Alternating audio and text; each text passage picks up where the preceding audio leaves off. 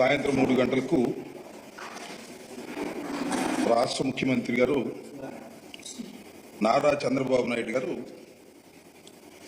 శ్వేతపత్రం పేరుతో పోలవరం గురించి ఒక సుదీర్ఘమైనటువంటి ఉపన్యాసం ఎక్స్ప్లెనేషను ఇవ్వటం జరిగింది. దానితో పాటుగా ఆయన జగన్మోహన్ రెడ్డి గారిని వ్యక్తిగతంగా హననం చేయాలనేటువంటి పురుష పదజాలాలు చాలా విరివిగా వాడేటటువంటి ప్రయత్నం చేశారు.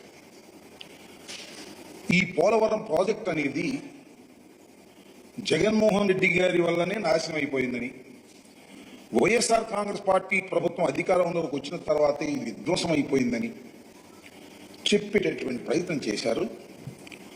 దానికి సమాధానం చెప్పవలసినటువంటి బాధ్యత వైఎస్ఆర్ కాంగ్రెస్ పార్టీ తరఫున, ముఖ్యంగా 2 సంవత్సరాల పైచులకు ఇరిగేషన్ మంత్రిగా చేసిన నా పైన, పార్టీ పైన ఉన్నదని భావిస్తూ దానికి కొన్ని సమాధానాలు చెప్పేటటువంటి ప్రయత్నం నేను చేయదలుచుకున్నా. నేను ప్రధానంగా చెప్పదలుచుకున్నది ఏమిటంటే, 5 సంవత్సరాల పాటు వైఎస్ జగన్మోహన్ రెడ్డి గారి నాయకత్వంలో ఉన్నటువంటి ప్రభుత్వం పోలవరం విషయంలో కానీ, ఇతరత్రా ఉన్నటువంటి ఇరిగేషన్ ప్రాజెక్ట్స్లో కానీ ఏ విధమైన తప్పిదాలు చేయలేదు. మరి ముఖ్యంగా పోలవరం విషయంలో అతి జాగరూకతతో వ్యవహరించడం జరిగింది.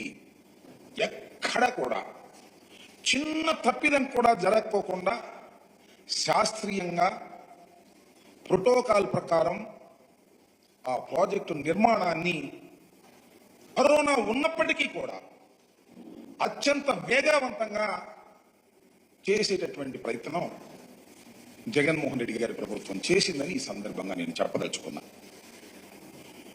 చంద్రబాబు నాయుడు గారు చాలా విషయాలు చెప్పేటటువంటి ప్రయత్నం చేశారు. ఆయనకి పోలవరం మీద ఉన్నటువంటి ప్రేమ, ఇరిగేషన్ ప్రాజెక్ట్స్ మీద ఉన్నటువంటి ప్రేమ చాలా అపారమైందని, తలుచుకున్నప్పుడు ఆయనకు బాధ కలుగుతుందని, కోపం వస్తుందని, ఇలాంటి పదాలన్నీ కూడా వాడేటటువంటి ప్రయత్నం చేశారు. దానితో పాటు ముఖ్యమంత్రి అయిన తర్వాత ఆయన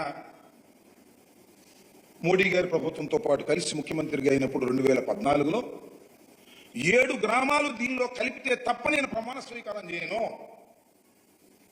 ఎందుకంటే Polavaram is such a project, Polavaram చాలా గొప్పది, పోలవరం జీవనాడి, అందువల్ల నేను కాన్స్టిట్యూషన్ డెడ్లకు వచ్చినా సరే నేను ప్రమాణ స్వీకారం చేయనని చెప్పి పట్టుబట్టి 7 గ్రామాలని మన ఆంధ్రప్రదేశ్కి కల్పించాను, సాధించాను, అలాంటి గొప్ప వ్యక్తిని అనేటువంటి మాట ఆయన చెప్పారు. నేను అడుగుతా ఉన్నా, నారా చంద్రబాబు నాయుడు గారు, మీరు 1995 నుంచి 2004 వరకు మీరు రాష్ట్రానికి ముఖ్యమంత్రిగా ఉన్నారు.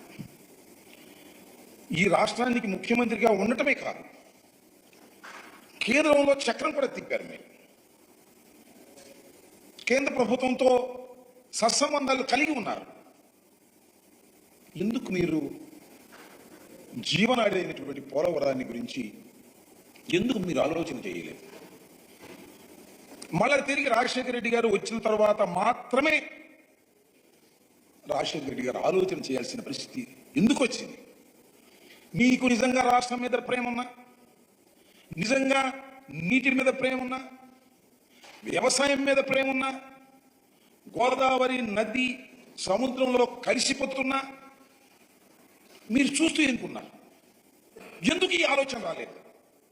2014లో మీరు ఓటమి పాలై డాక్టర్ రాజశేఖర రెడ్డి గారు ముఖ్యమంత్రి అయిన తరువాత మాత్రమే ఎందుకు పోలవరాన్ని రాజశేఖర రెడ్డి గారు తీసుకొచ్చేటటువంటి అవకాశం మీకు ఇచ్చారు?